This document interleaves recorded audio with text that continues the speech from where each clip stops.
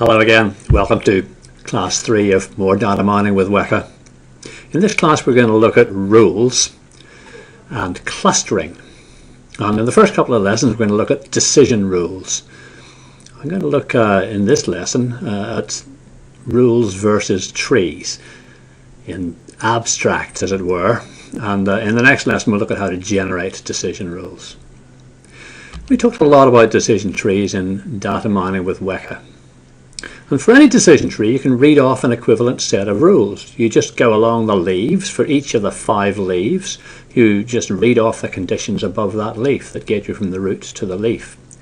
If outlook is sunny and humidity is high, then no, that's a rule corresponding to the leftmost leaf. So that's easy. And we call this a decision list if we execute these rules in order. So if we execute them in order, then we can delete some of these clauses. So we can delete the and humidity is normal in the second rule, because we've already dealt with the humidity is high case in the first rule, and there are no other options. If it's not high, it's got to be normal. And similarly, in the fourth rule, we can delete the outlook equals rainy bit, because we've already dealt with sunny and overcast, and if we pass through those rules, then the outlook has got to be rainy. So using this technique, if we execute our rules as a decision list, we can make the rule set a little bit simpler. But there are other rule sets which are equivalent that are even simpler again. So let's look at this rule set, this 3 rule set. And imagine, is there an equivalent tree? So for any tree you can make rules. For any set of rules, can you make a tree? And the answer is you can. This is slightly more abstract than the previous example. I've got if x is 1 and y is 1, then a. If z is 1 and w is 1, then a, otherwise b. And I'm assuming that both x and y have got 3 possible values. So we branch on x and y down the left hand branch, and if they're both 1, that's a. Fantastic. Otherwise though, if y is 2, then we've got to check z and w, and that's done in that kind of grey tree underneath, which is a little bit complex. And to make matters much worse, we've got to repeat this tree. If y is 3, then we've got to repeat the same tree. That little grey triangle stands for that whole grey tree replicated, a total of 4 copies of it in this. So we start with a rather simple set of rules and we end up with a pretty complicated tree. So in one sense, trees and rules are equivalent. They can describe the same things. Given a tree, you can create a set of rules. Given a set of rules, you can create a tree. But in practice, they're very different, because particularly if rules are expressed as a decision list and are executed in order, then they can be much smaller than trees. People like rules. They're easy to read and understand, and it's tempting to view them as independent kind of nuggets of knowledge, you know. But if you're executing them as a decision list, and you usually are, then the meaning of a rule must be taken in the context of the rules that precede it. So they don't really stand independently, although they look like they do. So one way of creating rules, let's say you want to create rules, you could just create a decision tree, and we know how to do that, the top-down divide and conquer method used by J48, and read rules off the tree, 1 rule for each leaf like we did at the beginning. Very straightforward, but the rules will contain repeated tests, and you can get rid of some of those quite easily, but more effective conversions are not so easy to do. Another completely different approach for generating rules is to do it bottom up, a covering method. It's called separate and conquer. So we work on the different classes in turn. For each class in turn, we find the rules that cover all of its instances. And we do that by first identifying a useful rule and then separating out those instances it covers, and then carry on and conquer the remaining instances in that class, finding more rules for them.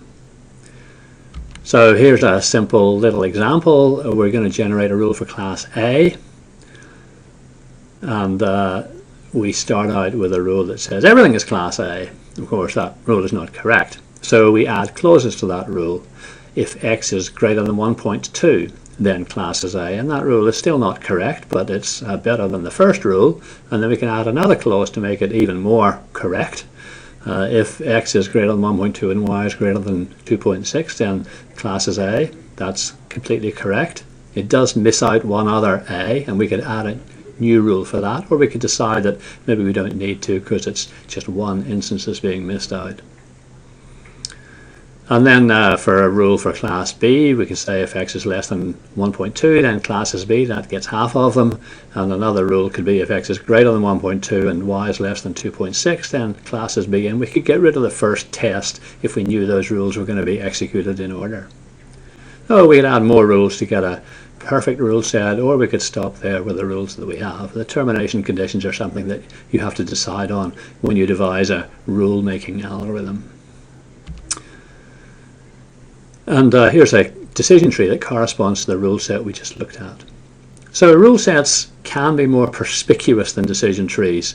Decision trees sometimes have to contain replicated subtrees. And also there's a big difference between the divide and conquer and the separate and conquer, the top-down and the bottom-up algorithms. Because in a multi-class situation, the covering algorithm focuses on one class at a time and gets rules for that class, whereas the divide and conquer decision tree algorithm takes all the classes into account when making any of the decisions.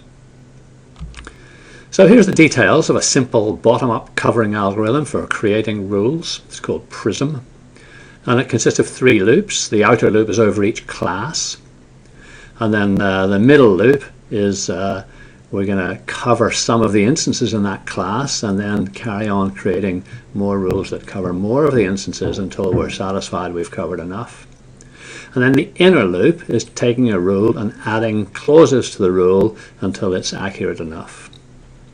So it's a simple iterative algorithm for covering a data set class by class, instance by instance, bottom up, elaborating the rules with more conditions as we go along. Okay, that's it. Well, we've seen that decision trees and rules have got the same expressive power, but either can be more perspicuous than the other. It just depends on the data set. Rules can be created using a bottom-up covering process, and they're often executed as decision lists in order. If rules assign different classes to an instance, then the first rule wins if you're executing them in order, which means that the rules are not really independent nuggets of knowledge. Still, people like rules and they often prefer them to trees. So there's some stuff in the textbook about covering algorithms for rules, and an activity which will make you think about rules for data sets. So off you go and do that, and we'll see you in the next lesson. Bye for now.